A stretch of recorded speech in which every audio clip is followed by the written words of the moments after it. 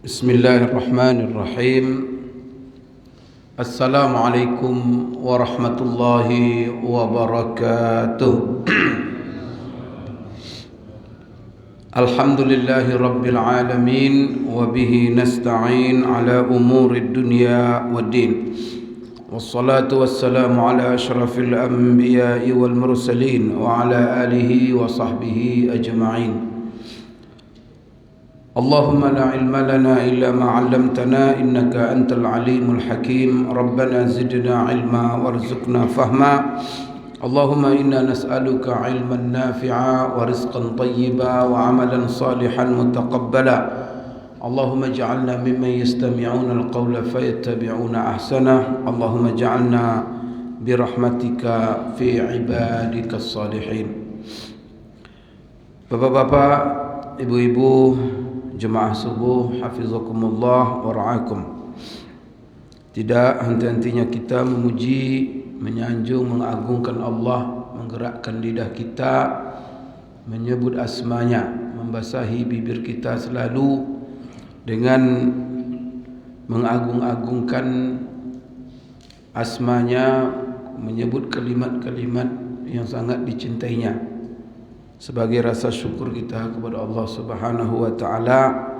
Sampai hari ini kita masih diberikan kesempatan hidup, dan saya ingatkan kembali kepada diri saya, kepada Bapak Ibu, detik-detik hidup yang Allah berikan kepada kita ada tujuannya, ada maksud Allah Subhanahu wa taala memberikan kehidupan ini. Maka gunakan kehidupan ini sesuai dengan apa yang menjadi tujuan Allah memberikan kehidupan ini semuanya kepada kita. Tujuannya sudah jelas tergambar dalam Al-Quran. Wa ma khalaqtul jinna wal insa illa liya'budun. Aku tidak ciptakan jin dan manusia kecuali agar mereka beribadah kepadaku. Maka kita perbanyak ibadah, dan ibadah ini banyak macamnya, banyak bentuknya. Baik ibadah yang bersifat mahdhah seperti salat, zikir, puasa, baca Quran dan lain sebagainya, itu adalah ibadah mahdhah. Atau ibadah-ibadah yang bersifat sosial. Ibadah-ibadah yang bersifat sosial, dan ini barangkali sebagian ibadah itu jauh lebih besar pahalanya daripada ibadah-ibadah mahdhah yang bersifat sunat, seperti membantu yang sulit, kemudian menolong yang sakit, bertakziah kepada yang meninggal dunia, kemudian menghubungkan silaturahim. Itu semuanya Bapak Ibu, jangan dikatakan itu hanya sifatnya kemanusiaan. Dia bersifat kemanusiaan dan dia merupakan ibadah yang sangat besar pahalanya di sisi Allah Subhanahu wa taala. Artinya inilah sebagai cara kita mewujudkan kekuatan hubungan kita dengan Allah, hablum minallah dan hablum minan nas. Bapak Ibu sekalian, kajian kita pagi ini menyambung kajian kita pada Jumat yang lalu, yaitu masalah amalul yaumi wal laila, yaitu amalan sehari-hari yang rutin kita kerjakan, dan bagaimana Rasulullah sallallahu alaihi wasallam membimbing kita, agama kita membimbing kita dalam melaksanakan rutinitas kita sehari-hari, supaya rutinitas itu menjadi ibadah bagi kita. Subhanallah, di dunia kita bisa memenuhi seluruh kebutuhan kita, tapi yang kita kerjakan untuk dunia itu tersimpan di sisi Allah sebagai pahala di hari akhirat. Maka Bapak Ibu sekalian, jangan dipertentangkan antara kehidupan dunia dengan akhirat. Maka di dalam agama kita tidak ada kontradiktif antara pertentangan antara amal dunia dengan amal akhirat. Tetapi semua yang kita kerjakan di dunia ini jadikan bekal kita di hari akhirat. Maka di dalam Al-Quran Allah mengatakan, wabtaghi fima ataakallahu ad-daral akhirah wa la tansa nasibaka minad dunya. Cari oleh kamu apapun yang Allah berikan kepada kamu di dunia ini. Wabtaghi fima ataakallah. Wabtaghi ini menunjukkan bahwa kita harus berusaha. Carilah. Berarti Allah suruh kita mencari. Jadi kalau orang orang kampung tu kalau ditanya, "Kemana Bapak?" "Pergi mencari," katanya. Kalau bahasa Bangkinang mencari. Merantau itu cari. Tapi kewajiban kita mencari. Kewajiban kita berusaha. Tapi yang memberikan Allah. Maka wabtaghi fima atakallah. Artinya rezeki Allah memberikan. Berhasil tidak berhasil, kalau kita mencari, dapat tidak dapat Allah memberikan. Kemudian ketika kita mencari dan mendapatkan dan diberikan Allah apa yang kita cari, itu ingat Allah yang memberikan. Karena kalau Allah ingin menahan, tak ada yang bisa memberi. Kalau Allah ingin memberi, tak ada yang bisa menahan. Untuk apa? Untuk hari akhirat. Bapak Ibu sekalian, wala tansa nasibaka minad dunya. Jangan kamu lupa bagianmu di dunia ini. Itu Bapak Ibu sekalian. Karena ulama mengatakan tidak ada pertentangan antara apa yang kita lakukan di dunia ini untuk dunia dan untuk akhirat. Maka Allah katakan jangan kamu lupa bagianmu. Ini bukan berarti kita bersenang-senang. Artinya berbuat di dunia ini sesuatu yang lepas daripada bekal akhirat. Jadi hanya untuk dunia saja. Karena sebagian orang menafsirkan, memang ada tafsir seperti itu. Jangan kamu lupa untuk menikmati bagianmu di dunia ini. Maka berjalan-jalan, makan yang enak-enak. Bapak Ibu sekalian, tafsir daripada ulama-ulama salaf dalam masalah ini, saya melihat maksud wala tansa nasibaka minad dunya, jangan kamu lupa bagianmu di akhirat. Bukan bersenang-senang dunia, bukan itu maksudnya. Tetapi kamu capek mencari di dunia ini, berusaha, maka jangan kamu lupa bagian untukmu dari dunia ini yang kau bawa nanti ke akhirat. Jangan lupa bagianmu. Karena ada orang capek dia mencari di dunia ini, capek dia berusaha, tapi ketika dia mati tak bawa apa-apa. Ini yang Allah ingatkan. Jangan sampai habis semuanya. Ini kenapa? Karena dia sudah dari awal apa yang dicarinya bukan untuk bekal akhirat. Tapi kalau kita cari untuk bekal akhirat, wala tansa nasibaka minad dunya, maka ini penguatan daripada makna pertama. Cari semuanya untuk akhirat.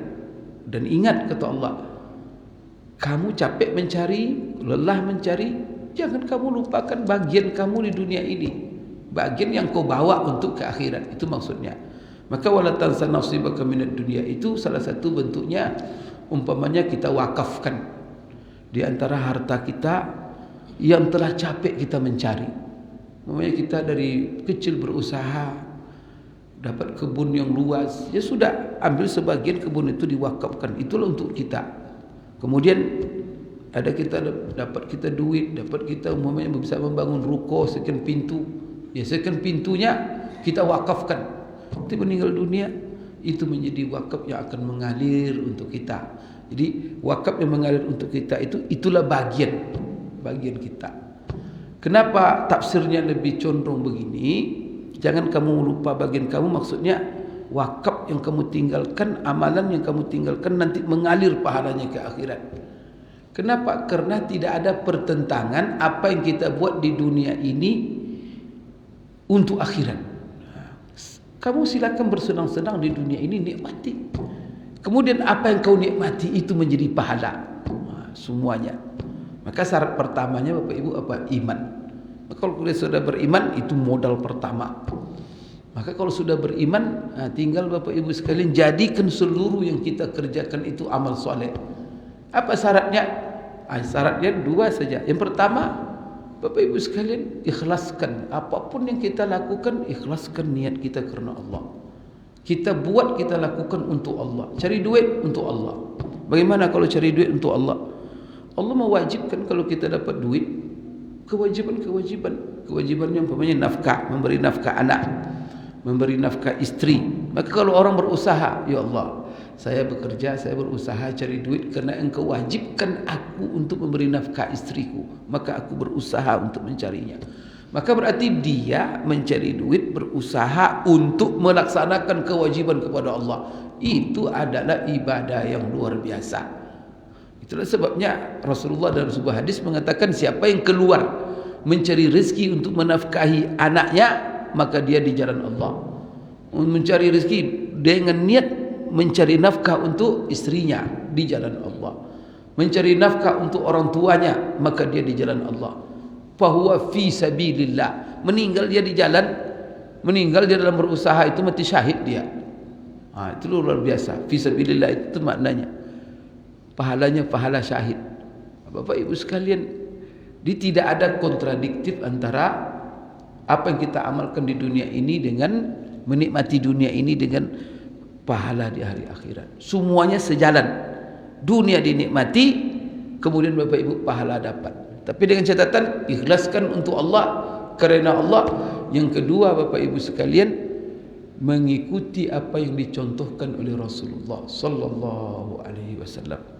Jadi jangan sampai nanti melenceng. Umpamanya apa? Mengikuti aturan syariat Rasulullah, berusaha. Maka apa? Jaga amanah, jujur, jangan berkhianat, jangan menipu. Kemudian apa? Jangan melalaikan kewajiban-kewajiban kita kepada Allah. Jangan sampai nanti cari uang sampai tak solat. Maka itu tak ibadah jadinya. Jadi mengikuti aturan, maka itu namanya ittiba. Ikhlaskan niat, ikuti sunnah Rasulullah sallallahu alaihi wasallam.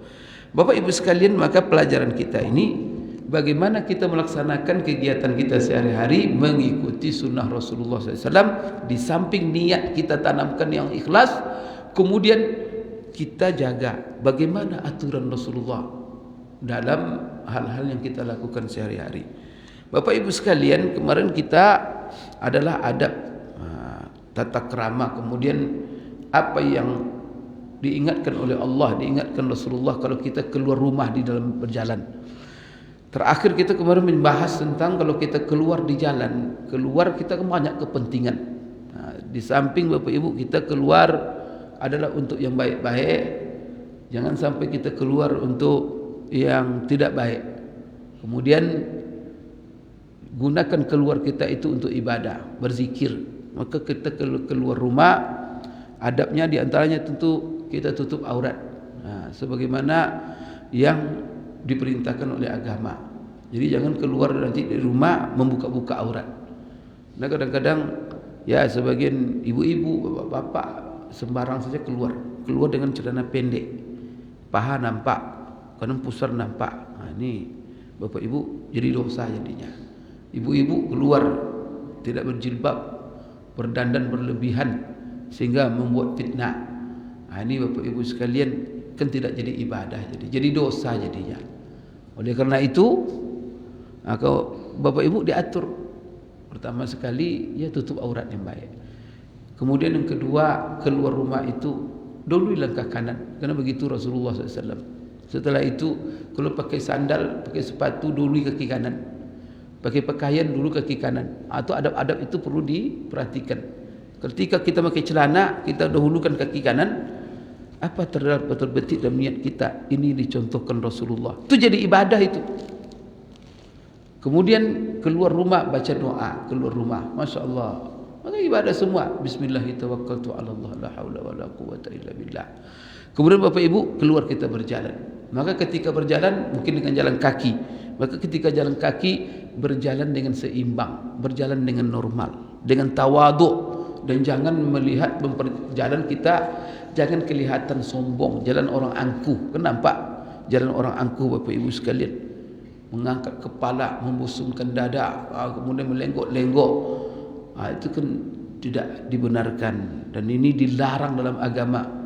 Setelah itu Bapak Ibu sekalian, ini adab berjalan.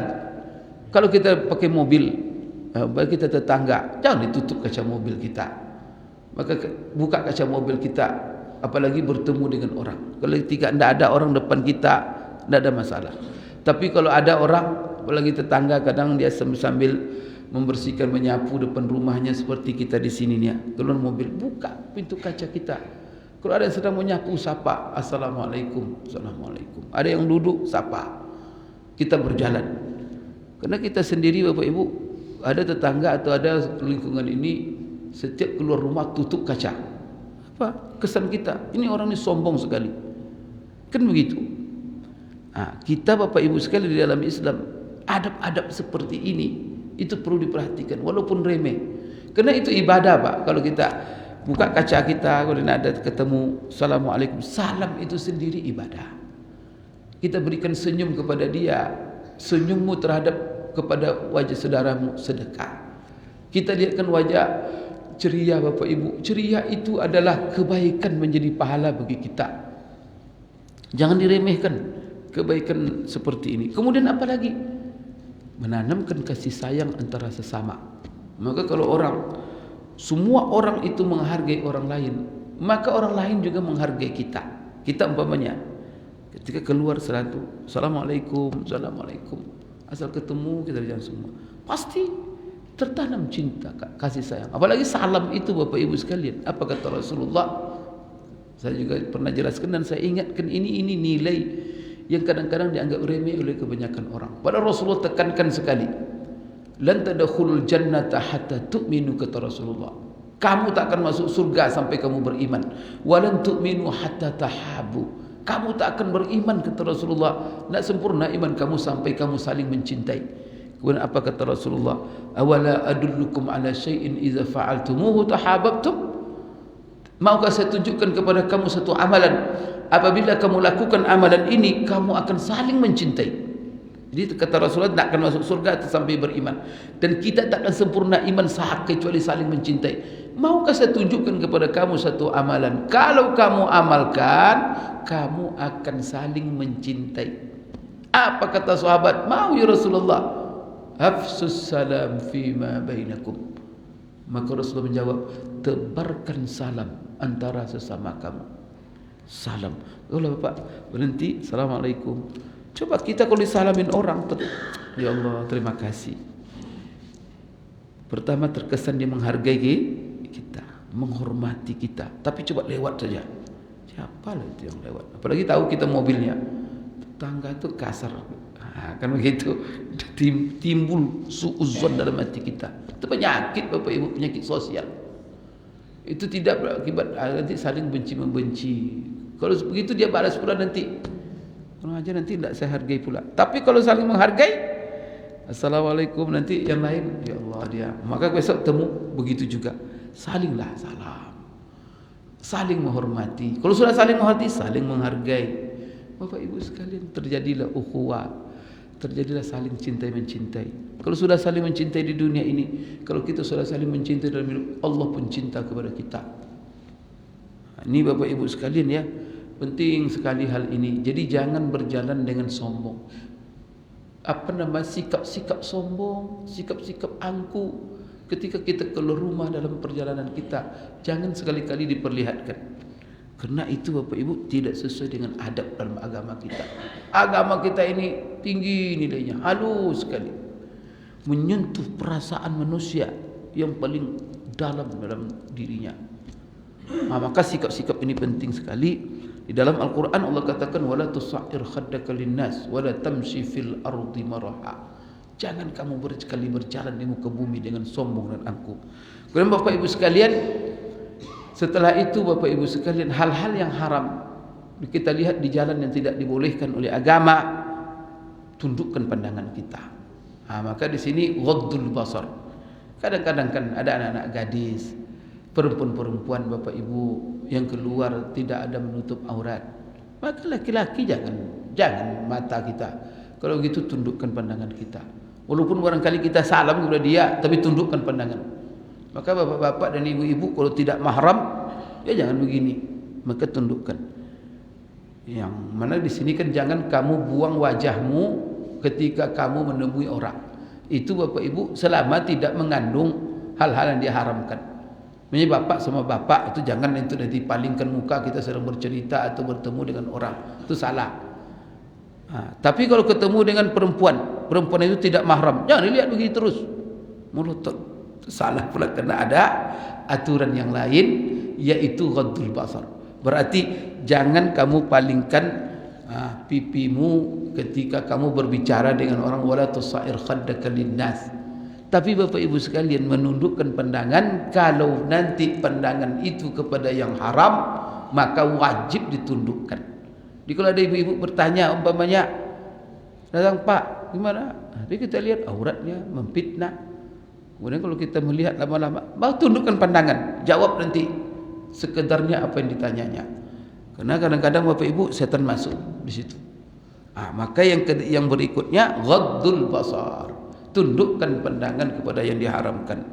Daripada yang diharamkan, ini sudah kita bahas panjang sekali. Bapak Ibu sekalian, apalagi adab yang perlu kita perhatikan, dan adab ini bisa menjadi kewajiban Bapak Ibu, yaitu kaful adza. Artinya tidak keluar rumah kita menyakiti orang lain. Dengan bentuk apa? Bentuk Bapak Ibu tidak melakukan di jalan, membuang kotoran-kotoran sembarangan, membuang sampah, sisa-sisa makanan yang akan menyebabkan Bapak Ibu sekalian orang-orang lain tersakiti, terganggu dalam banyak hal. Di antaranya apa? Kalau di tengah jalan menumpuk sampah, tak bisa orang berjalan, terhalang jalan.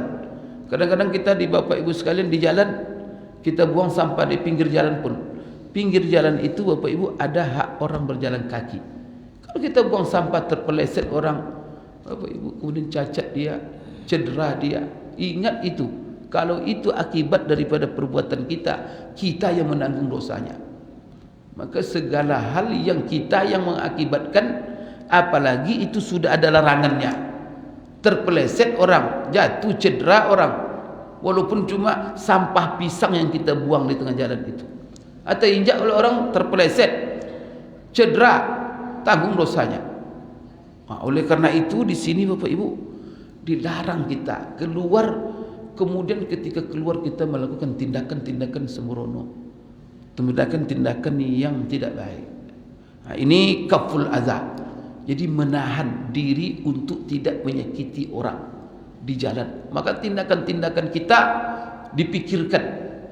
Maka di dalam hadis, apabila kita ingin melakukan sesuatu, fatadabbar aqibatahu, pikirkan akibatnya. Itu orang beriman yang cerdas. Jangan sembarang aja, asal terpenuhi kebutuhan kita selesai. Seperti sampah, asal terbuangnya sampah, lepas kita di rumah tidak melepaskan bau di rumah. Kan umumnya sampah kita bau di rumah, kita pergi buang, tapi kita tidak mikir tempat buang itu apa. Sekarang kita yang menderita di rumah membaunya, kita buang di jalan itu banyak orang yang menderita. Itu yang jadi masalah Bapak Ibu sekalian. Maka hindari. Kalau begitu, kalau kita punya tempat sampah sendiri dikubur, bagus. Kalau ada tempat sampah khusus Bapak Ibu sekalian, bagus. Atau kita berlangganan. Di sini kan ada penanganan, berlangganan kita dengan Bapak Ibu sekalian, itu tukang sampah. Tidak ada masalah Pak. Bapak Ibu, kita membayar untuk apa? Demi kebaikan. Kalau Bapak Ibu niatkan, ya Allah, saya sewa orang yang ingin membuang sampah saya, supaya saya tidak terlibat membuang sampah sembarangan, menyakiti orang lain. Itu niat itu saja Bapak Ibu sudah berpahala. Kemudian kita telah menghindari manusia daripada hal-hal yang menyakiti mereka, menyakiti perasaan mereka, menyakiti hidung mereka, karena bau itu luar biasa Bapak Ibu sekalian, menyakitkan, mengganggu kehidupan orang lain. Maka di sini kaful adza.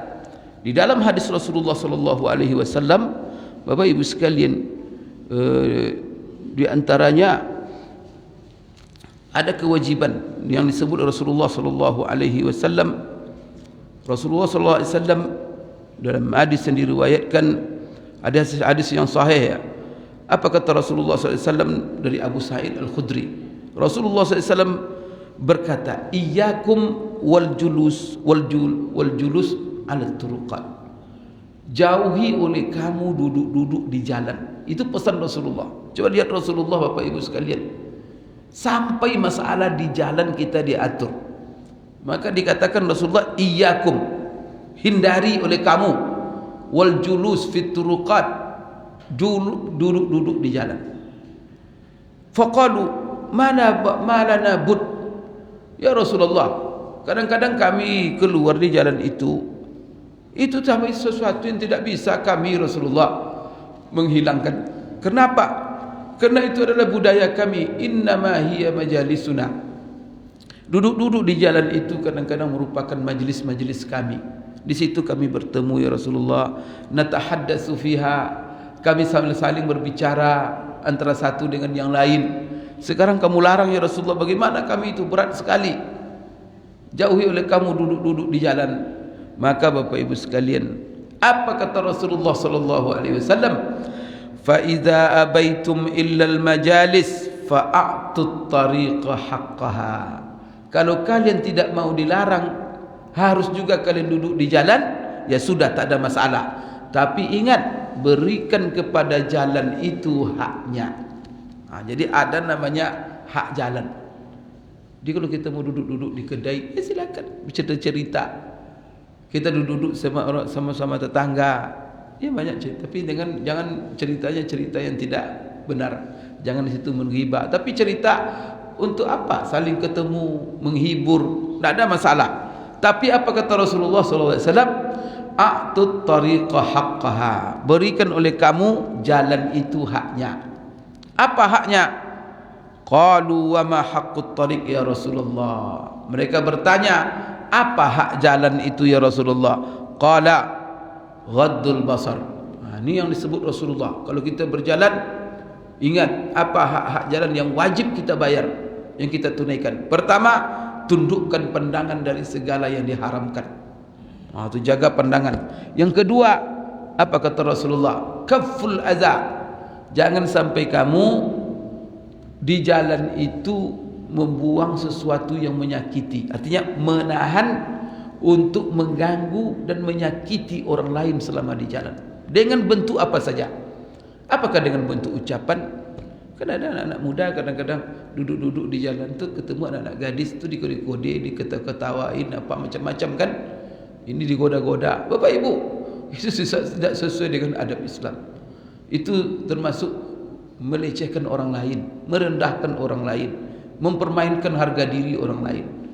Maka anak-anak muda kita ingatkan itu. Ini adab yang diajarkan Rasulullah. Kalau anak kita sering duduk-duduk di jalan, nak, kalau kamu duduk di jalan, ini pesan Rasulullah, bayar oleh kamu ketika kamu duduk di mana saja, hak jalan itu. Maka di antara hak itu apa? Ghaddul basar, tundukkan pandangan. Kalau ada yang haram jangan dilihat. Yang kedua, Bapak Ibu sekalian, ini ghaddul basar ini banyak sekali Bapak Ibu segala yang diharamkan. Apakah melihat hal-hal yang porno, melihat hal-hal yang Bapak Ibu sekalian mengganggu, menyakiti orang lain yang tidak mau orang terlihat. Kan banyak Bapak Ibu. Kalau kita punya berjalan di sini, kan ada orang senang dilihat dalam rumahnya, berhenti setiap pintu rumah, dilihat, diintip-intip. Itu orang curiga, menimbulkan kecurigaan orang, dan itu tidak ada adab. Kalau kita lewat, terbuka pun pintu orang, jangan dilihat. Karena orang tidak senang Bapak Ibu semua kita itu. Itu namanya tataffur. Jadi di sini ghaddul basar wa kafful aza, menahan diri daripada menyakiti orang lain dalam bentuk apa saja. Dalam bentuk pandangan, dalam bentuk ucapan, dalam bentuk tindakan tangan, membuang segala sesuatu, kemudian dalam bentuk gerakan apa saja yang menyakiti orang. Menahan diri. Kalau kita mau keluar dan kita mau duduk di jalan, ada keperluan, ingat, jangan sampai mengganggu, menyakiti orang lain. Yang berikutnya apa kata Rasulullah? Ini Bapak Ibu, hak jalan berikutnya yaitu membalas salam orang. Waraddus salam. Jadi kalau kita duduk, apa kewajiban kita Bapak Ibu? Yaitu membalas salam. Kenapa? Kalau kita duduk membalas salam, karena yang memberikan salam itu dalam adabnya adalah yang berjalan. Itu. Jadi kalau kita duduk, berarti apa kewajiban kita? Membalas salam. Berarti orang yang berjalan, kalau kita melihat ada kumpulan orang berjalan, apalagi di lingkungan kita, ada duduk, Assalamualaikum, Assalamualaikum. Sebagaimana tadi saya gambarkan Bapak Ibu sekalian masalah salam ini. Salam ini Bapak Ibu sekalian, ini adalah adab yang diajarkan oleh Rasulullah SAW kepada kita yang mana adab ini sangat tinggi sekali maknanya untuk kehidupan kita bertetangga, bermasyarakat. Di dalam Bapak Ibu sekalian yang saya bacakan tadi, khamsun tajibu lil muslim ala akhihi, dalam hadis yang lain begitu, ada 5 perkara kewajiban seorang muslim kepada saudaranya. Salah satu yang disebut Rasulullah adalah raddus salam. Kemudian berikutnya apa lagi yang kita jaga kalau kita di jalan, keluar dari jalan? Izalatul adza an tariqin nas. Tadi Bapak Ibu, kita menahan diri untuk tidak menyakiti orang dengan bentuk apa saja. Berikutnya adalah ketika kita di jalan dan kita melihat ada sesuatu yang akan mengganggu orang, yang menghalangi jalan orang, yang akan menyakiti orang, yang akan berbahaya untuk orang banyak, nampak oleh kita, maka hak kita, kewajiban kita adalah menghilangkan dan menyingkirkan itu, menyingkirkan segala yang menyakitkan. Di sini Bapak Ibu sekalian, Rasulullah sallallahu alaihi wasallam memberikan kepada kita satu kisah, ya. Satu kisah ini luar biasa. Apa kata Rasulullah SAW? Bainama rajulun yamshi bi tariqin wajada ghusna syaukin ala tariqi fa akharahu fa syakarallahu lahu fa ghafara lah. Wa fi riwayatin fa adkhalahu Allahul jannah. Ini hadis ini diriwayatkan oleh Imam Bukhari dan juga Imam Muslim dari Abu Hurairah. Jadi Rasulullah pernah mengatakan, ada seorang laki-laki. Jadi pernah seorang laki-laki, kata Rasulullah, dia berjalan di sebuah jalan. Lalu di jalan dia melihat dan menemukan duri di tengah jalan. Lalu duri itu dia ambil dan dia singkirkan dari jalan orang banyak. Karena dia tahu duri ini kalau dibiarkan akan mengenai orang, akan bisa melukai orang, akan bisa menyakiti orang. Maka apa kata Rasulullah ketika dia membuangnya, menyingkirkannya, fa'akharau? Apa kata Rasulullah? Fasyakarallahu lah, maka Allah berterima kasih kepadanya. Bayangkan Bapak Ibu, kan pekerjaan remeh itu. Jadi kalau ada yang menghalang jalan orang banyak, mengganggu, lalu kita Bapak Ibu dengan sukarela kerana Allah kita singkirkan supaya mudah orang berjalan, supaya orang tidak tersakiti, nanti tidak terganggu. Apa kata Rasulullah? Syakarallahu lah, Allah yang berterima kasih kepadanya. Jadi kalau kita melakukan sesuatu untuk orang banyak, itu namanya hak publik. Hak publik ini Bapak Ibu sekalian, hak orang banyak. Hak orang banyak itu disebut hak Allah. Maka kalau kita melakukan sesuatu untuk menghindari orang banyak dari bahaya, maka siapa yang berterima kasih kepada kita? Kerana itu hak Allah, maka Allah yang berterima kasih. Lalu Bapak Ibu, tidak sekedar itu, syakarallahu lah, kalau Allah yang berterima kasih, pasti Allah membalas. Kita saja kalau terima kasih kepada orang, ya kalau kita terima kasih kepada orang, mungkin ucapan hanya jazakallahu khairan, terima kasih, syukran, kemudian semoga Allah membalas. Orang berbuat baik kepada kita, kita terima kasih, kemudian kita suruh pula Allah membalasnya, kan begitu? Yang bagusnya apa? Kita membalas dan kita doakan pula Allah membalasnya.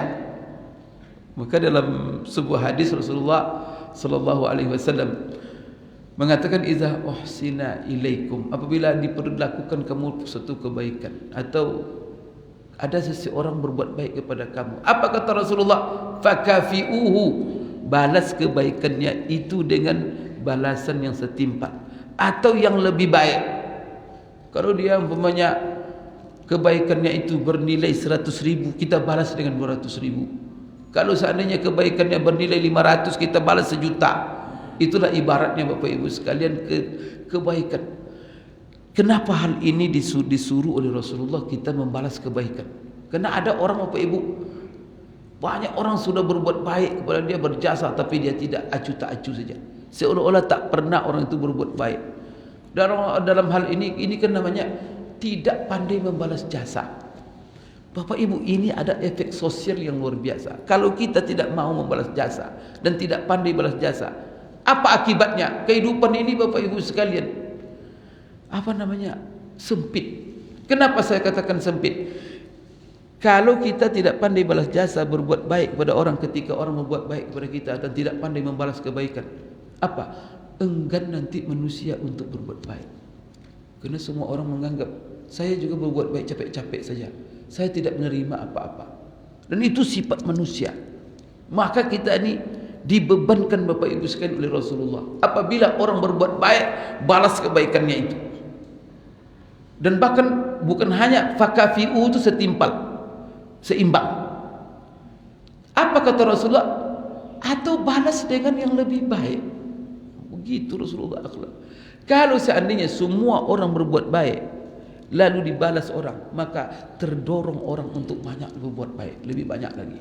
Coba Bapak Ibu, saya mau tanya ibu-ibu, kalau datang ibu kasih lontong tetangga, pagi ini kasih, besok kasih, tapi ibu ngasih terus, dia tak pernah ngasih. Kira-kira berapa kali Bapak Ibu ngasih dia cuma? Ya enggak? Akhirnya kebaikan itu terhenti. Tapi coba ibu dikasih lontong, besok ibu balas dengan rendang. Ini lontong kemarin cuma 10.000, ini rendang ini ada 50.000 ini. Ibu terpancing terus untuk memberi saling, maka kebaikan itu muncul di mana-mana. Bapak Ibu ya, menangkap adab yang diajarkan Rasulullah SAW kepada kita, itu kita tangkap dengan kehidupan. Karena Bapak Ibu sekalian, itu kemaslahatan kita sebagai manusia yang bermasyarakat. Tapi kalau Bapak Ibu, bapak pun kalau anak tak pandai terima kasih, dihentikannya pemberiannya. Istri tak pandai berterima kasih kepada suami, coba suami capek-capek, berapa uang pun dia dikasih, tetapi pelayanan, air minum pun tidak disediakan. Kira-kira suami gimana? Pasti jengkel. Kurang ajar sekali ini istri. Duit udah habis, air minum pun dah terhenti kebaikan Bapak Ibu. Tapi coba suami ngasih, tapi ibu memberikan pelayanan melebihi daripada pemberiannya. Suami bersemangat, motivasi, muncullah ketenangan dalam rumah tangga, kedamaian, keindahan. Kita bawa ke tetangga juga begitu, dalam hidup bermasyarakat juga begitu, dalam juga bersaudara juga begitu. Itulah sebabnya Bapak Ibu ya, amalan yang paling afdal, karena ini berat memang. Maka kata Rasulullah, inilah amalan yang paling afdal. Afdalul a'mal itu apa di antara afdal amal? Kamu memberi kepada orang yang tidak mau memberi kepada kamu. Dia ada orang Pak tak pernah ngasih, dan bahkan dia bersumpah saya tidak akan ngasih sama dia. Kita kasih orang seperti itu Bapak Ibu luar biasa pahalanya, karena perjuangannya berat. Orang tak ngasih, kita ngasih sama dia, berat itu tak sembarang orang bisa. Kemudian apalagi umpamanya Pak, dia selalu menyakiti kita, kata kasih yang baik sama dia, itu lebih luar biasa. Maka di dalam Al-Quran, idfa' billati hiya ahsan fa idzal ladzi bainaka wa bainahu adawatun ka'annahu waliyyun hamim la yulaqqaha illa alladhina sabaru wa ma yulaqqaha illa dzu hazzin azim. Kalau kamu diperlakukan yang tidak baik, coba Bapak Ibu bagaimana Allah mengatur adab antara sesama kita. Kalau ini terwujud dalam masyarakat muslim benar-benar Pak, kita amalkan, Masya Allah. Jangankan orang berbuat baik kepada kita, kalau ada orang tidak berlaku tidak baik kepada kita, dikecewakannya kita, disakitinya kita, dizoliminya kita, apa kata Allah? Idfa' billati hiya ahsan. Kalau kamu diperlakukan yang tidak baik, maka kamu balas dengan sesuatu yang paling baik. Coba, sudah saya contohkan, kita dibuang kotoran oleh orang ke rumah kita, tapi kita antarkan kue yang enak ke rumah dia, kan berat itu Pak. Apa kata Allah? Wa ma yulaqqaha illa alladzina sabar. Pertama, kalau itu yang kamu lakukan, tidak akan ada permusuhan dalam kehidupan. Tidak akan ada permusuhan. Yang akan ada dalam masyarakat kita hidup berkasih sayang. Kenapa? Keburukan orang pun dibayar dengan kebaikan. Contoh kita dizolimi orang, Pak. Atau kita menzolimi orang. Mungkin kita kecewakan gara-gara kita zolimi. Mungkin banyak rezekinya yang terhindar. Barangkali dia tersakiti. Bayangkan, Pak, setelah kita menzolimi, kemudian dia berikan kebaikan yang luar biasa yang kita tidak sangka-sangka. Umpamanya apa? Kita pernah menzolimi dia, kecewa sekali dia. Setelah itu kita masuk rumah sakit. Pas kita jatuh kita di jalan, nampak oleh dia. Langsung kita diambil, masukkan, dibawa ke mobilnya, diantar kita ke rumah sakit. Sudah diantar ke rumah sakit, padahal kita zolimi dia. Setelah itu kita sembuh. Setelah itu pas kita mau bayar, sudah Bu, Pak, sudah dibayar oleh si Anu. Kira-kira gimana? Ada permusuhan, menangis kita tuh menyesal. Ya Allah, Pak, inilah sikap yang diajarkan oleh Islam. Sanggup kita melakukan itu, Bu? Pak, berat Pak Ustaz. Berat. Ya jangan bagi Bapak Ibu, bagi Pak Ustaz pun berat itu. Tapi itulah anjuran agama kita.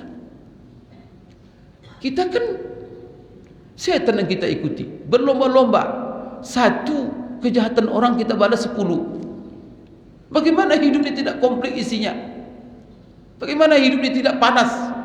Akhirnya dendam, iri, dengki. Itu ayat Quran, Bapak Ibu. Fa idzal ladzi bainaka wa bainahu adawa. Maka salah satu menghilangkan permusuhan, kedengkian orang kepada kita, berikan kebaikan yang terbaik untuk dia. Hilang semuanya. Fa idzal ladzi, Allah langsung bilang, seluruh orang yang kemarin memusuhimu akan balik menjadi orang-orang yang simpati dan akan mencintaimu. Tapi ingat, kata Allah, hal seperti ini tak mungkin dilakukan illal ladzina sabaru, kecuali orang-orang yang memiliki kesabaran yang sangat tinggi. Wa ma yulaqqaha illa dzu hazzin azim. Seperti ini tidak bisa dilakukan kecuali orang yang keberuntungannya sangat tinggi. Itu balasannya luar biasa. Dzu hazzin azim. Ciri orang sukses, ciri orang beruntung itu begitu. Bukan membalas kejahatan dengan kejahatan, tetapi kejahatan dibalas dengan kebaikan. Kemudian kebaikan dibalas dengan yang lebih baik, minimal setimpal. Maka kata Rasulullah, apabila kamu dilakukan kebaikan terhadapmu, balas setimpal atau yang lebih baik, tak bisa membalasnya dengan setimpal atau lebih baik, apa yang kamu lakukan? Fad'u lahu bil khairi, doakan, itu minimal. Ya Allah, aku tak bisa membalas kebaikan saudaraku karena aku tak punya, tak mampu. Tapi ya Allah, aku berdoa kepadamu, murahkan rezekinya, lapangkan kehidupannya, hilangkan masalahnya. Kalau ada keluarganya yang sakit, sembuhkan ya Allah, berkahi umurnya. Allah, jangan lupa itu Bapak Ibu, saling berdoa. Ini kita membuat pusing ini, Pak. Sudah kita berbuat baik, berjasa, kadang-kadang disakiti pula. Bagi yang disakiti, bagaimana secara syariat? Maka bagi yang menyakiti, laksanakan ala ajaran syariat. Pertama jangan menyakiti. Kebaikan balas dengan kebaikan. Yang disakiti, maka kita perlu di sini bersikap sabar. Jangan pula membalas dengan kesakitan pula, memberikan kejahatan pula. Jadi semuanya ada aturannya. Sama dengan utang piutang itu. Berutang sama orang diatur oleh agama. Yang berutang, kalau kamu tidak darurat jangan berutang. Tapi yang punya uang dianjurkan untuk memberikan utang. Karena memberikan utang itu melapangkan hajat, kebutuhan orang, melapangkan orang. Rasulullah menjanjikan, barang siapa yang melapangkan kehidupan seseorang, Allah akan melapangkan masalah-masalah hidupnya.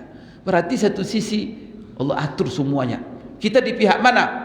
Kita di pihak orang dizolimi, lihat apa aturannya ketika kita dizolimi. Kalau kita di pihak orang yang menzolimi, ingat apa ancaman-ancaman Allah kepada orang yang zalim. Jadi lengkap Bapak Ibu sekalian. Kita di posisi mana ketika itu? Maka ketika kita posisi dizolimi, ini sikap kita. Idfa' billati hiya ahsan. Bayar, balas dengan yang baik. Kemudian Bapak Ibu sekalian, Allah jelaskan faizal ladzi, apa resiko efek positifnya, semua orang akan mencintaimu. Jadi sekali lagi Bapak Ibu, kita orang-orang jemaah, orang-orang yang mengaji di masjid, mari adab-adab seperti ini Bapak Ibu. Gara-gara adab ini nanti Bapak Ibu tenang, damai kehidupan ini. Jangan membalas dendam, tak ada Bapak Ibu sekalian. Apa namanya? Baiknya. Maka di dalam Al-Quran juga Allah katakan, wasari'u ila maghfiratin min rabbikum wa jannatin arduha as-samawati wal ard wa iddat lil muttaqin alladzina yunfiquna fis sarra wad dharra. Jadi orang bertakwa itu suka memberi dikala susah, dikala senang. Kemudian apa lagi? Wal kaziminal ghaiza, tak pernah menyimpan dendam, amarah. Tapi sifat yang diberikannya selalu wal afina 'anil nas.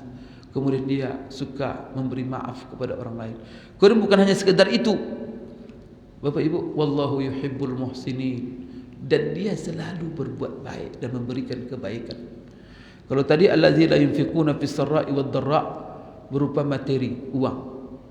Kita kasih atau materi apa saja yang kita bisa berikan kepada orang-orang yang membutuhkan. Dan itu baik kita dikala senang dan juga dikala susah. Setelah itu apa? Tak pernah memendam perasaan dendam, amarah kepada orang kalau dia dizolimi. Yang ketiga, dia pemaaf.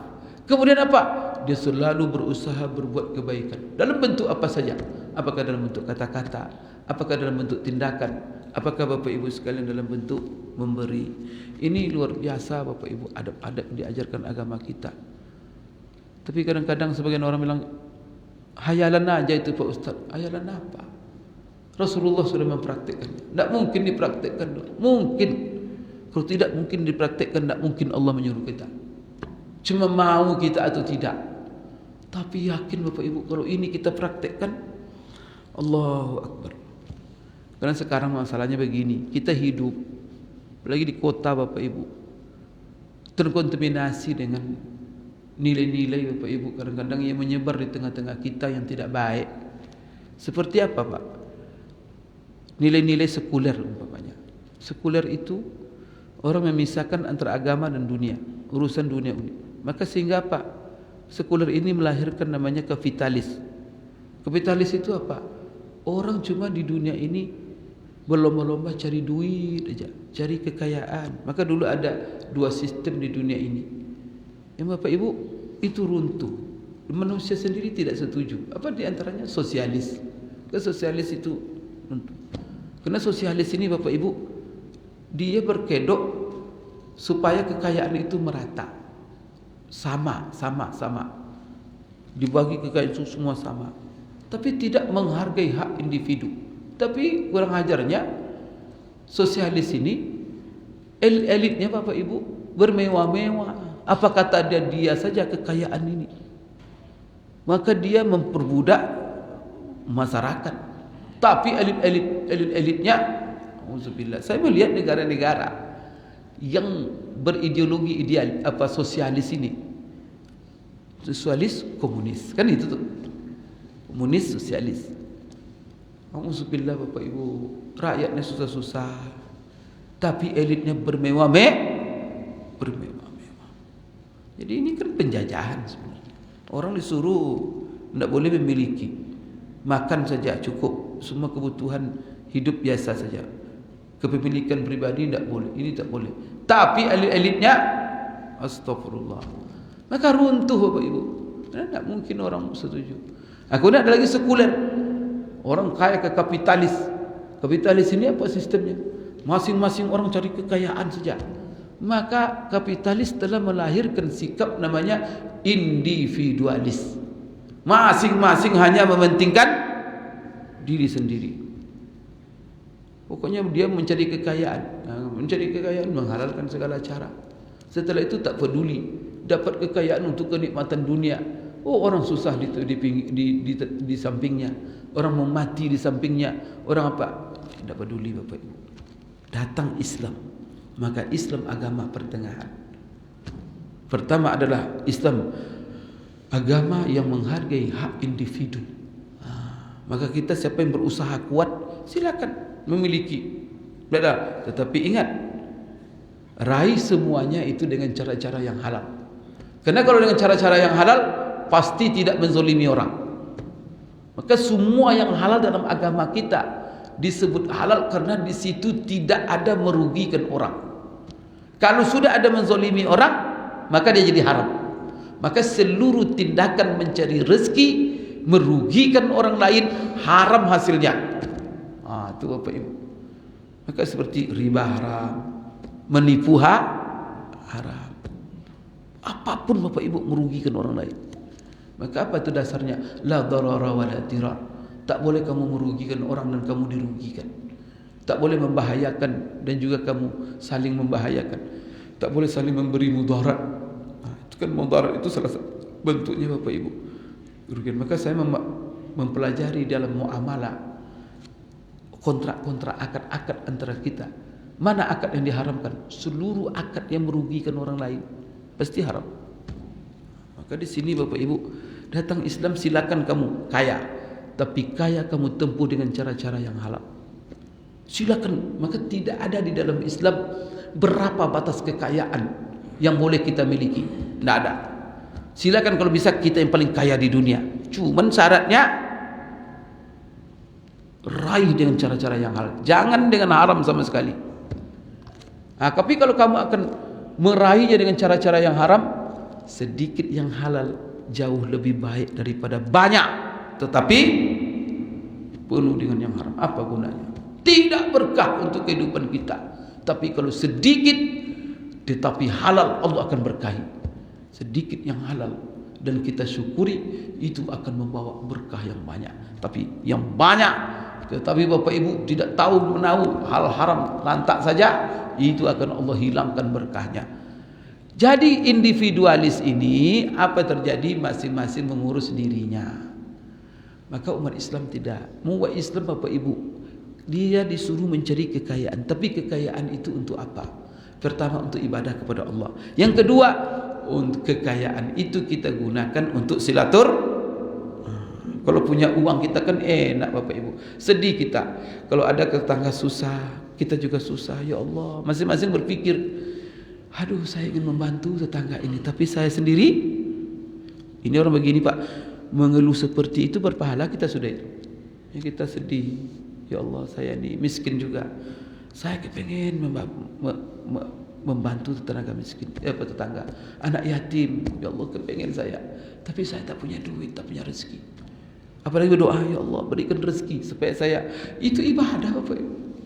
Begitu orang-orang beriman. Orang beriman ketika mencari sesuatu, apa pikirannya? Pertama untuk membayar kewajiban kepada Allah. Yang kedua untuk membantu kepada sesama. Itulah guna duit. Bukan semakin kaya dia semakin individualis. Tidak. Maka orang yang beriman dituntut dan dibimbing oleh Allah seperti dalam ayat Inna a'tainakal kautsar fasalli li rabbika wanhar.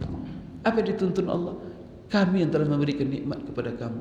Maka di hadapan nikmat yang Allah berikan itu, pertama manfaatkan untuk mendekatkan diri kepada Allah. Fasalli. Yang kedua, wanhar, berkorban. Artinya apa? Kamu harus memperbanyak amalan sosial, membantu orang lain. Maka sebelumnya itu surat Al-Ma'un. Ara'aital ladzi yukadzibu biddin, yang isinya Allah mengancam orang-orang yang bakhil, tidak peduli dengan orang miskin, tidak peduli dengan anak yatim. Kalau berbuat juga tapi riya. Kemudian wa yamna'unal ma'un. Apa yamna'unal ma'un? Tidak mau memberi manfaat kepada orang lain daripada yang dimilikinya. Maka pada wa yamna'unal ma'un itu menuntut kepada kita, apapun yang kita miliki jadikan manfaat untuk orang lain. Minimal untuk apa? Diri kita, istri kita, anak-anak kita, kemudian Bapak Ibu sekalian tetangga kita. Maka jangan beli mobil dibungkus saja mobil itu. Tetangga kadang-kadang perlu, istri kadang-kadang perlu. Tidak ada. Ini kan untuk dipajang saja. Itu apa mobil itu? Mati nanti. Jadikan manfaat. Kalau bisa nanti ada rezeki berlebih, kita buat mobil kita. Siapapun umumkan ke masyarakat tetangga kita. Siapa yang butuh mobil, pinjam mobil saya. Enak tuh Pak. Kalau kita punya. Kalau sudah begitu semuanya berlomba-lomba berbuat kebaikan. Ini Bapak Ibu kampung, kemudian lingkungan kita ini, ya Allah, berkah luar biasa. Jadi Bapak Ibu sekalian, hal ini jangan kita remehkan. Ini adab-adab seperti ini.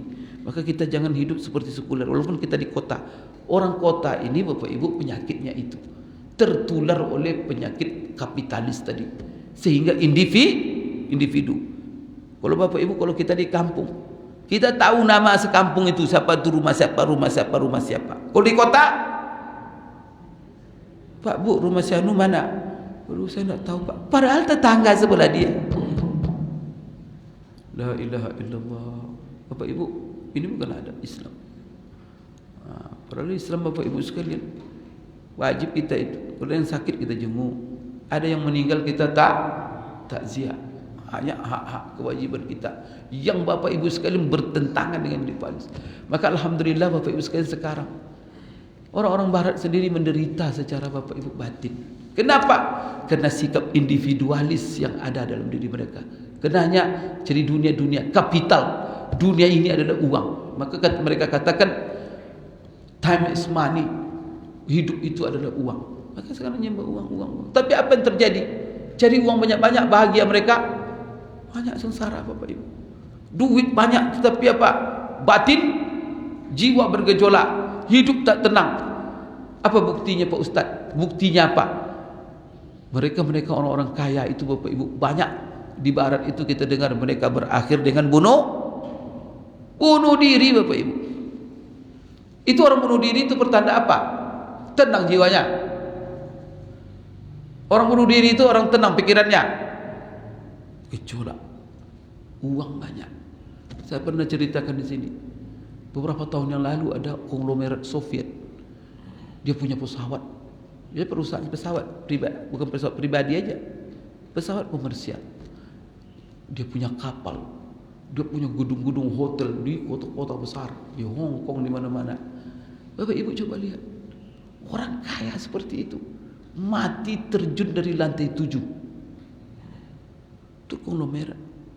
Jangan kira Bapak Ibu, kalau kita sudah dasarkan hidup dari individualis, siap-siap saja menderita batin kita, sakit jiwa kita Bapak Ibu. Maka kata Ibnu Khaldun, manusia itu diciptakan madaniyun bitab'i. Maka itu tidak boleh dihilangkan. Kalau tidak, manusia tak normal hidupnya. Manusia itu diciptakan oleh Allah. Fitrahnya apa? Sebagai makhluk sosial. Jadi manusia ini sebagai makhluk sosial. Maka semakin tinggi sosial kita kepada sesama, maka akan semakin membawa kedamaian kepada diri kita. Kita sosial, orang lain sosial. Sudah sosial ini menjadi budaya. Dan inilah sebenarnya karakter bangsa Indonesia. Bahkan apa? Di dalam Bapak Ibu sekalian Pancasila pun kan ada keadilan sosial, persatuan Bapak Ibu, kemanusiaan. Itu semuanya Masya Allah. Itu dari nilai-nilai Islam dan saripati daripada Bapak Ibu nilai-nilai Al-Quran. Kalau itu yang kita terapkan dalam kehidupan kita, maka kita Pancasila itu luar biasa. Peri kemanusiaan yang berkeadilan, sosialnya tinggi dan merata Bapak Ibu sekalian sosial itu. Kesejahteraan ini kan luar biasa. Maka tidak individual. Bapak Ibu, kita yang mengaji ini jangan sampai individual ini masuk ke dalam diri kita, karena ini ideologi-ideologi yang tidak baik. Maka saya selalu mengatakan Bapak Ibu, yang kita pikirkan apapun kita cari bagaimana supaya kita memberi. Abu Hurairah itu sahabat yang miskin Pak, tetapi dia selalu berusaha. Tiap hari dia ke pasar jadi tukang angkut barang. Untuk apa? Mendapatkan duit. Tapi ketika duit didapatkan, pikiran pertama bukan untuk makan dia, tetapi dia cari duit untuk apa? Saya harus setiap hari bersedekah. Kan itu. Cari duit, pikirannya untuk bersedekah. Bapak-bapak juga begitu. Cari duit untuk bayar nafkah anak, istri, kemudian untuk bersedekah. Masya Allah. Kalau itu yang kita lakukan Bapak Ibu, luar biasa. Kemudian terakhir Bapak Ibu, dalam hadis ini apa yang menjadi kewajiban kita? Kata Rasulullah, kalau kalian juga harus keluar jalan, bayar hak jalan. Jadi pertama tadi itu Bapak Ibu sekalian, diantaranya kaful adza, jangan kalian menyakiti. Yang kedua membalas salam. Kemudian yang ketiga Bapak Ibu sekalian, izalatul adza anit tariq. Kalau ada di jalan itu Bapak Ibu sekalian yang menyakiti, kita buang. Kemudian apalagi kata Rasulullah sallallahu alaihi wasallam, al-amru bil ma'ruf wan nahyu 'anil munkar. Jadi kalau kita keluar di jalan, duduk di jalan, salah satu kewajiban kita yang harus kita tunaikan, dan itu hak jalan, menegakkan amar ma'ruf nahi munkar. Ini kita bahas insya-Allah Bapak Ibu, karena amar ma'ruf nahi munkar ini penting. Jadi kalau kita di jalan, jangan pula kita menyebar yang munkar. Kalau begitu, kalau kita menyebar munkar, tidur aja di rumah. Maka niatkan kalau kita di jalan, duduk-duduk dengan masyarakat kita, dengan teman-teman di warung. Kalau ada mereka memfitnah, menghibah, jangan, tak boleh. Kan enak itu. Cerita yang baik-baik. Kalau ada hiburan-hiburan lucu-lucu itu lucu-lucu yang sehat, yang halal, yang boleh. Jangan ada di situ unsur kebohongan. Kemudian kalau nanti memfitnah pemerintah, mau menganalisa politik macam-macam Bapak Ibu sekalian, memfitnah tetangga, semua orang diceritakan. Kalau begitu Pak, lebih baik kita duduk di rumah, pegang tasbih, kan itu isinya.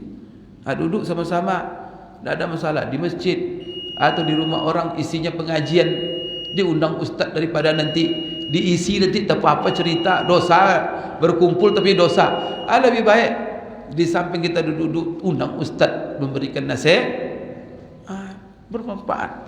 Bapak Ibu sekalian, di antara adab di jalan itu perlu kita perhatikan, itu hak jalan itu. Harus kita berani menegakkan yang ma'ruf, mencegah yang mungkar. Kalau ada yang mungkar, umumnya tidak sanggup kita lihat. Nanti gitu, laporkan kepada Pak RW. Pak RW, ada orang berjudi di situ Pak RW. Itu tuh. Nanti ada gejala anak muda narkoba, laporkan kepada Pak RT. Kalau kita tak bisa sanggup, laporkan kepada tokoh. Ada itu narkoba. Ini merusak anak muda kita, masuk ke lingkungan kita. Ini sesuatu yang membahayakan. InsyaAllah Bapak Ibu, kita akan bahas masalah ini pada minggu yang akan datang. Masalah amar ma'ruf nahi munkar sebagai kewajiban kita yang harus kita tunaikan kalau kita keluar, kalau kita duduk di jalan dan keluar di jalanan. Itu dapat saya sampaikan pagi ini. Ada yang bertanya Bapak Ibu? Kalau tidak ada yang bertanya, saya cukupkan sampai di sini. Aku qouli hadza wa astaghfirullah li wa lakum. Subhanakallahumma rabbana wa bihamdik, asyhadu an la ilaha illa anta, astaghfiruka wa atubu ilaik. Wabillahi taufiq wal hidayah. Assalamualaikum warahmatullahi wabarakatuh.